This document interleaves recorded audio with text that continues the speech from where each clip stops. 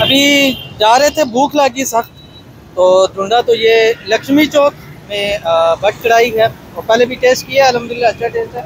आज एक दफ़ा फिर इसको ज़रा टेस्ट करते हैं और आपके सामने शेयर भी करते हैं क्या खाएंगे क्या पियेंगे और कैसा है इनका, वो भी आपके सामने हम चेक करेंगे। तो अभी हम चलते हैं, हमारी और दूसरी टीम भी आ रही है, तो आइए हमारे साथ चलते हैं और इंशाल्लाह इनका टेस्ट चेक करते हैं और फिर आपको इनका बताएँगे।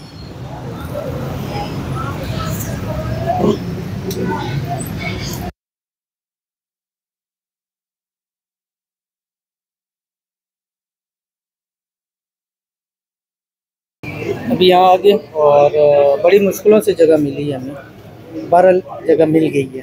तो अभी हम इंशाल्लाह ऑर्डर देते हैं। हाँ जी फरमान भाई, क्या करना है? अभी मैं सोच रहा हूँ कि रोस्ट करें। रोस्ट मंगा लें। ये रोस्ट काम भी तो है ना।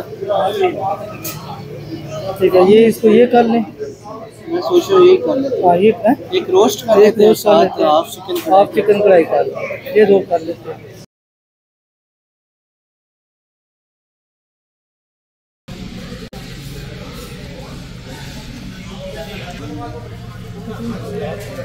भी लेना जो साथ ऐड कर